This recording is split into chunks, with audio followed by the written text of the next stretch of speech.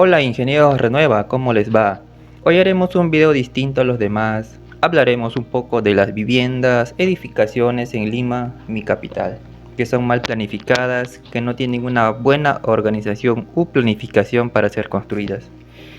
En pocas palabras, hablaremos de la autoconstrucción y sus orígenes, cómo esta actividad se ha vuelto tan común entre las personas al momento de edificar sus viviendas al no requerir la opinión de un profesional del rubro. Para ello vamos a ir a la raíz y orígenes de la autoconstrucción y cómo se origina esta práctica.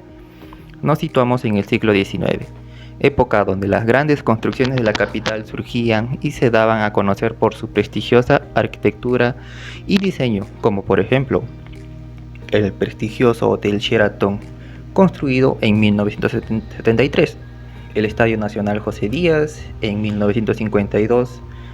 También tenemos la construcción del edificio Javier Alzamora Valdés, más conocido como la Corte Superior de Justicia de Lima, construido en 1952. Este último edificio tiene una historia aparte, ya que inicialmente se había proyectado construir dos torres gemelas frente a frente, pero solo se llegó a construir los cimientos y el sótano de la Torre 2, y lo cual posteriormente estas instalaciones incompletas serían utilizadas para la que hoy sería el centro comercial El Hueco. ¿Sabías este dato si eres limeño? Ya en un video aparte hablaremos de estas cuáles fueron las causas, la cual no se terminó y se dejó incompleta. Seguimos. Y como esta hubieron muchas edificaciones importantes construidas en el siglo pasado. ¿Y para qué estoy mencionando esto? Junto a la modernización de Lima y las grandes construcciones que estaban ocurriendo en la capital, surgió otro problema interno en el país, la migración masiva o migración interna peruana. Según el INEI, Instituto Nacional de Estadística e Informática, la mayor migración en el país de Perú se produjo durante la época de los 70, 80 y 90. Algunos migraron de las ciudades de provincia a Lima y otros con más presupuesto quizás se fueron al extranjero, refugiándose, haciendo nuevas vidas en países como Argentina, Uruguay, Venezuela, etc. Sí, en esas épocas se produjo la mayor migración peruana que se pudo originar, debido a la crisis social, económica, política que se originaba en mi país, Perú, en esos tiempos. Y que tiene que ver la migración peruana durante esos años con la autoconstrucción. Tiene que ver mucho, amiguito. La migración interna del país hizo que haya un desbalance poblacional en la capital y esto produjo la creación de la gran mayoría de distritos que hoy conocemos como Villa El Salvador, Gomas, Lurín, Pamplona y entre otros, muchos más.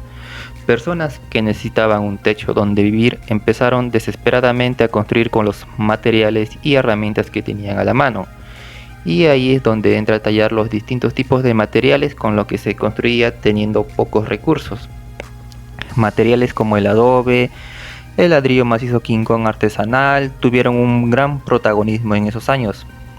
Recuerdo este ladrillo King Kong macizo, la cual construyeron mi casa en esa época de los años 90.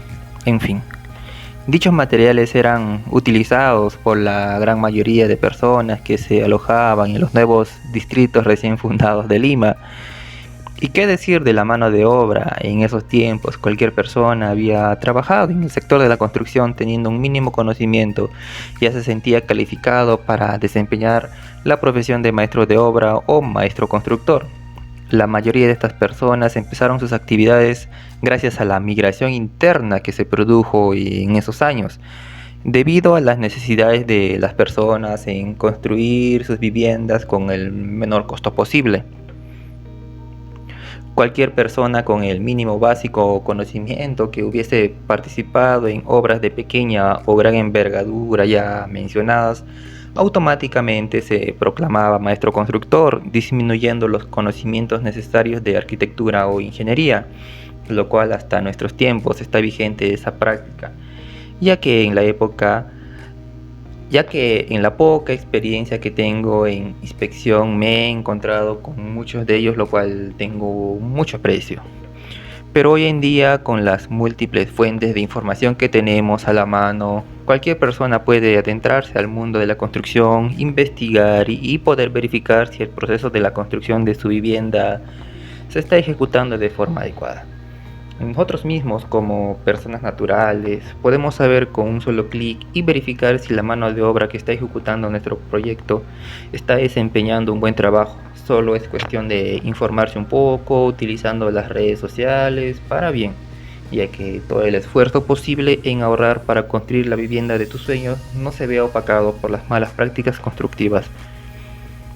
Para ello, los profesionales del sector de la construcción, ya bien sea arquitectos o ingenieros, estamos capacitados para brindar asesorías referente al tema. Si ve una irregularidad que no cuadre en el proceso de la ejecución de su vivienda, no dude en comunicarte con ellos, que amablemente estarán dispuestos a atenderte. Espero les haya servido esta pequeña breve historia sobre los orígenes de la autoconstrucción, y si quieres más relatos similares, hágamelo saber en los comentarios. Y bueno, me despido deseándoles un bonito inicio de semana, de mes, de año. Hasta luego, bye.